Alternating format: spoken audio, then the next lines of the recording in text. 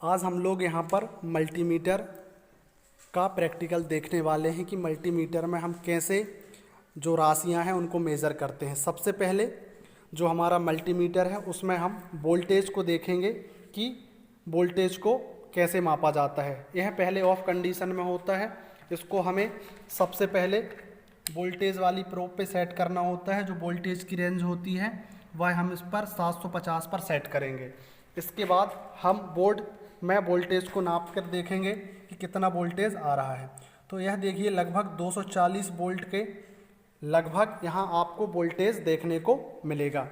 इसके बाद इसकी प्रोब को हम डीसी वोल्टेज पर सेट करेंगे और एक बैटरी का डीसी वोल्टेज आपको माप कर दिखाएंगे कि इसमें कितना डीसी वोल्टेज आ रहा है। यह एक हमारे पास डीसी बैटरी है जिसमें देखिए यह 9 वोल्ट की बैटरी है और हमने इसको डीसी के 20 वोल्ट पर सेट करके आपको दिखाया है कि यहाँ पर यह 9 वोल्ट के लगभग डीसी आ रहा है। ठीक, इसके बाद हम इसी में आपको डीसी करंट नाप कर दिखाएंगे कि इसमें कितना डीसी करंट आ रहा है। ठीक, तो इसमें आप देखेंगे। ठीक, तो इसमें 11 मिली एम्पियर के लगभग हमें डीसी करंट देखने को मिलेगा। डिजिटल प्रकार का मल्टीमीटर है। इसमें जो बैटरी लगी होती है उसकी वजह से इसका जो वैल्यू है वह थोड़ा कम ज़्यादा होती रहती है। इसके बाद हम आपको कंटिन्यूटी चेक करके दिखाएंगे कि कैसे किसी भी वायर की कंटिन्यूटी को आप नाप सकते हैं। पहले आप इसमें प्रोब को देखें कि जो प्रोब है वह कंटिन्यूटी पर सेट करते हैं। उसके बाद दोनों प्रोब को टच करने पर यह एक बीप का साउंड देता है। इससे हमें पता चलता है कि हमारा जो मल्टीमीटर है वह सही है। यहाँ पर हम एक वायर की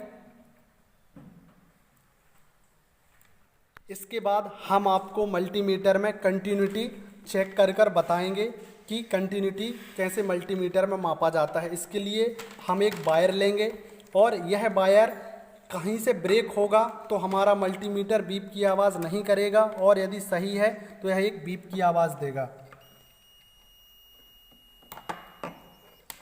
तो यह देखिए यह वायर सही है और यह एक बीप का साउंड आपको यहाँ पर सुनने को मिलेगा। इसके बाद जो अगला इसमें बिंदु रहता है वह ट्रांजिस्टर का रहता है। उसमें हम आपको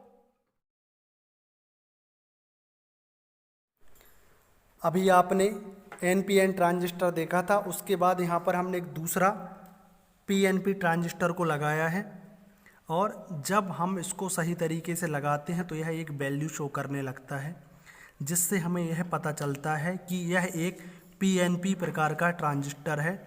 और इस प्रकार से हम मल्टीमीटर से एनपीएन और पीएनपी ट्रांजिस्टर को उनके पोर्ट में लगाकर और रोटरी स्विच को HFE पर फिक्स करके चेक कर सकते हैं। तो यह आपने देखा कि कैसे मल्टीमीटर में जो हमारा ट्रांजिस्टर है उसको चेक किया जाता है। मल्टीमीटर में जो हमारा अगला पॉइंट है उसमें हम आपको रेजिस्टेंस को माप कर बताएंगे। सबसे पहले हमारा मल्टीमीटर ऑफ की कंडीशन में होगा। ठीक, फिर उसको हम यहाँ पर जो रेंज रहती है प्रतिरोधक की उसके हिसाब से हम उसको सेट करेंगे। तो यहाँ पर हमने 200 किलो ओम पर सेट किया है। अब आपको यहाँ पर एक प्रतिरोधक को माप कर दिखाएंगे। तो देखिए इसका मान 46-45 किलो ओम के लगभग आ रहा है।